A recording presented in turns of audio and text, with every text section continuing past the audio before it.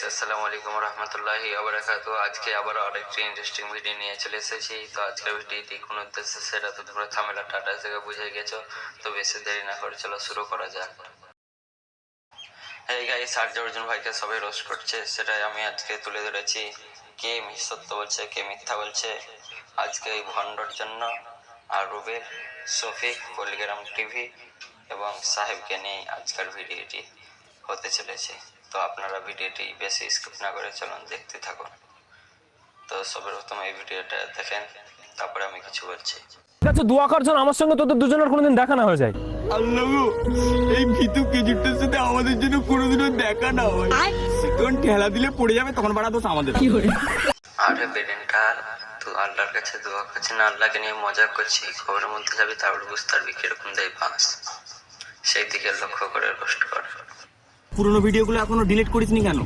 সালা চিটিং বাজ, বন্ধ কেজু। আগেকার ভিডিও আর্য অর্জুন ভাই আগে গানের ভিডিও করতো, তার জন্য অনেক ভিডিও আছে, 1,500 মতো ভিডিও আছে। সেই ভিডিওটা তো একসঙ্গে ডিলিট করলে হবে না, ধীরে ধীরে ডিলিট করছে।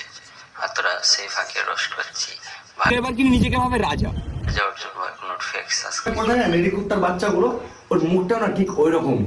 দেখো, আল্লাহ যে যাকে যেমন বানিয়েছে সেটা আলাদা কথা। তোরা আয়নাতে গিয়ে মুখটা দেখ, কে কুকুরের বাচ্চার মতো, কার মুখটা কুকুরের বাচ্চার মতো। আর্য অর্জুন ভাই না তোর, সেটা দেখ।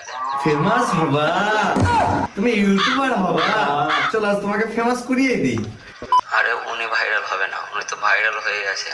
তোরা ভাইরাল হবে, তোরা ভাইরাল হওয়ার লেগে তো ওনাকে রোস্ট করছি। যে ভাইরাল তাকে রোস্ট করলে নিজে ভাইরাল হবে, তার জন্য রোস্ট করছি। এবার কিন্তু নিজেকে ভাবে রাজা। আর কি যেন বলছি, ফেক সাবস্ক্রাইবার, এটা কখনো না। আর যে অর্জুন ভাই শর্ট ভিডিও করতো, তার জন্য ওনার সাবস্ক্রাইবার বেড়েছে, বুঝতে পারলি?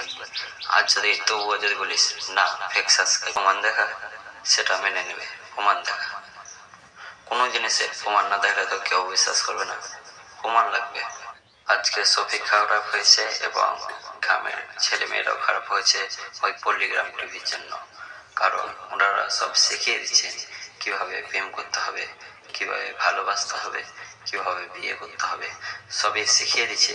তার দায়ী হচ্ছে পল্লিগ্রাম টিভি। যদি ওটা ইসলামিক চ্যানেল বানাতো তাহলে কোনো মেয়েদের এরকম হতো না, কোনো মেয়ে প্রেম ভালোবাসা জানতো না।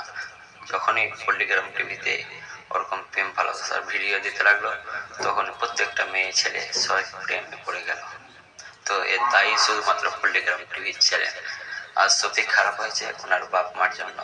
ছোটতে যদি পল্লিগ্রাম টিভিতে কাজ করার জন্য না দিত, ইসলামের মাদ্রাসাতে ভর্তি করতো, তাহলে শফিক আজকে এই কাজ করতে পারতো। আর যে অর্জুন ভাই সঠিক কথা বলছে, ভণ্ডগুলো নয়। এই ভিডিওটা কেমন লাগলো অবশ্যই কমেন্ট বক্সে জানাবা। আর এই চ্যানেলে নতুন হয়ে থাকলে চ্যানেলকে সাবস্ক্রাইব করে আমার পাশে থাকবা, কারণ আমি ইসলামিক ভিডিও বানাবো।